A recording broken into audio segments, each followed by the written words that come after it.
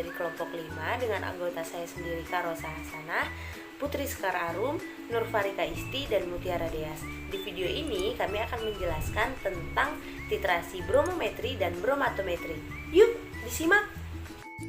Titrasi bromometri dan bromatometri adalah salah dua dari titrasi yang menggunakan prinsip dasar pada reaksi redoks atau reaksi oksidasi dan reduksi.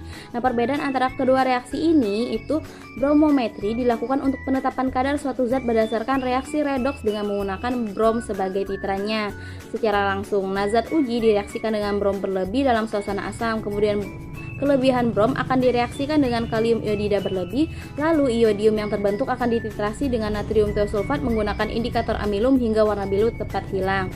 Sedangkan bromatometri dilakukan untuk penetapan kadar menggunakan kalium bromat sebagai titrannya. Nah, kalium bromat akan direaksikan dengan kalium bromida dan asam klorida menghasilkan brom berlebih yang baru akan direaksikan dengan kalium iodida, sehingga titrasi ini disebut dengan titrasi tidak langsung. Sedangkan bromometri dikatakan langsung sebab menggunakan brom langsung yang tidak didapatkan dari hasil reaksi seperti yang dilakukan pada bromatometri.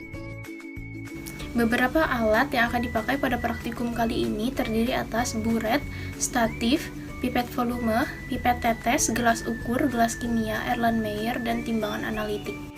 Beberapa bahan yang akan dipakai pada praktikum kali ini terdiri atas natrium tiosulfat, natrium karbonat, kalium bromat, metil merah, amilum, natrium hidroksida, etanol, asam klorida, kalium iodat, kalium iodida, fenol, dan aquades. Yang pertama, kita akan membuat larutan standar sekunder, yaitu larutan Na2S2O3 dengan konsentrasi 0,1 N. Yang pertama itu ditimbang 24,807 Na2S2O3 dan 200 mg Na2CO3. Setelah itu dilarutkan dalam 1 liter aquades yang telah direbus. Setelah itu didiamkan selama 24 jam, lalu disaring larutan yang dibuat. Yang kedua, kita akan membuat larutan standar primer, yaitu larutan KBRO3 dengan cara timbang 2,783 gram KBRO3, lalu dilarutkan dalam 1 liter aquades dalam labu ukur. Setelah itu dikocok secara homogen. Selanjutnya kita akan membuat larutan indikator.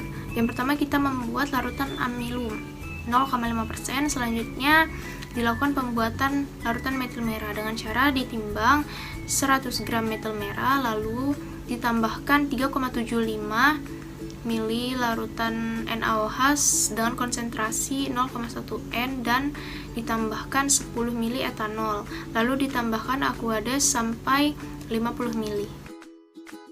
Tahap selanjutnya yaitu pembakuan larutan Na2S2O3 dengan konsentrasi 0,1 N dengan cara dipipet 10 ml larutan KiO3 dengan konsentrasi 0,1 N ditambahkan HCl 4N dan 0,8 gram Ki, lalu dititrasi dengan menggunakan larutan Na2S2O3 0,1 N sampai larutan berwarna kuning muda, lalu ditambahkan larutan indikator amilum 0,1%. Tahap yang terakhir yaitu tahap penetapan kadar dengan cara dipipet sampai 10 ml ke dalam Erlenmeyer, lalu ditambahkan 10 ml larutan air suling dan ditambahkan HCl 2,5 N serta 1 gram KBR, ditambahkan 3 tetes indikator metil merah, lalu dititrasi dengan menggunakan larutan KBRO3 serta dikocok hingga warna merah hilang. Dari pengamatan yang sudah dilakukan, didapatkan hasil kadar fenol sebesar 0,68%. Nah, prinsip dari metode bromatometri yang digunakan pada penetapan kadar fenol kali ini menggunakan reaksi substitusi nukleofilik pada posisi orto dan para pada gugus OH fenolik terhadap senyawa fenol oleh brom sisa yang dihasilkan dari reaksi reduksi oksidasi antara kalium bromat dan kalium bromida pada suasana asam. Brom sisa yang tidak mensubstitusi senyawa fenol akan bereaksi dengan kalium iodida membentuk iodin. Nah, iodin ini akan dicari kadarnya, dan jumlah kadar iodin yang sudah didapatkan menunjukkan jumlah brom sisa yang tidak bereaksi dengan senyawa fenol.